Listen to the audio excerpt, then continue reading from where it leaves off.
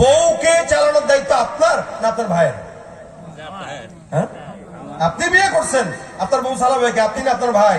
আমি। যদি আপনার ভাই চালায় বুঝতে হবে ডাল মে কুচ কালা হ্যাঁ, কথা কয় না। কোন বউরা যদি তার ভাই চালায়, মানে বিয়ে করছে একজন বউকে চালায় আর একজন, বুঝতে হবে ঝামেলা আছে। এখন যে বিয়ে করবে তারই চালাইতে হবে নাকি? এখন আপনি বিয়ে করছেন আর আপনি একদিন স্টেজে উঠে বলতেছেন, ভাই আসসালামু আলাইকুম, আমি এলাকার জামাই, আমি কিন্তু আমার বউরে শাড়ি গয়না দেই, আপনারা কিন্তু এটা জেনে রেখেন।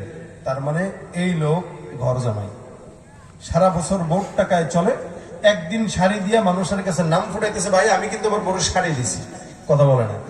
মানে এটাই তো স্বাভাবিক বিষয়। তুমি বিয়ে করছো, তুমি তোমার বউকে দিবা, এটাই তোমার কাজ।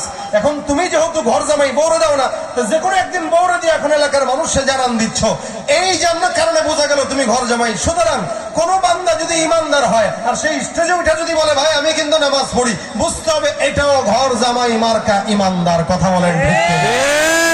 সারা বছর নামাজ পড়ে না, একদিন নামাজ পড়ে আপনাদেরকে জানান দেয় যে আমি নামাজি, ঘর জামাই মার্কা ইমানদার দিয়া অন্তত চেয়ার পাওয়া যাবে, কিন্তু এলাকার থেকে দুর্নীতি আর সন্ত্রাসী দূর করার সম্ভাবনা কোনোদিন থাকবে না।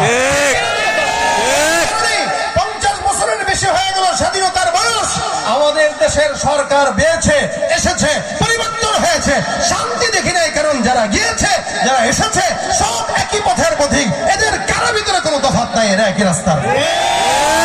যাদের হাতে যায় ক্ষমতা, দেশ যেন বাপের ভিটা, রাখতে চেয়ার শুরু করে বিদেশিদের পাচাটা। যাদের হাতে যায় ক্ষমতা, দেশ যেন বাপের ভিটা, রাখতে চেয়ার শুরু করে বিদেশিদের পাচাটা।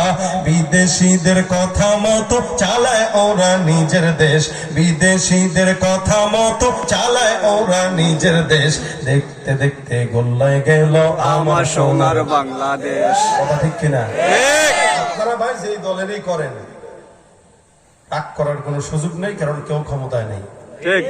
কথা বলেন না কেন? আগে যারা ছিল তারা নাই, যারা আসবে এরা এখনো আসে নাই। সুতরাং এই কথা আমার একার নয়, আপনাদের সবার জনগণের কথা, ঠিক কিনা? দেখতে দেখতে গোল্লায় গেল আমার সোনার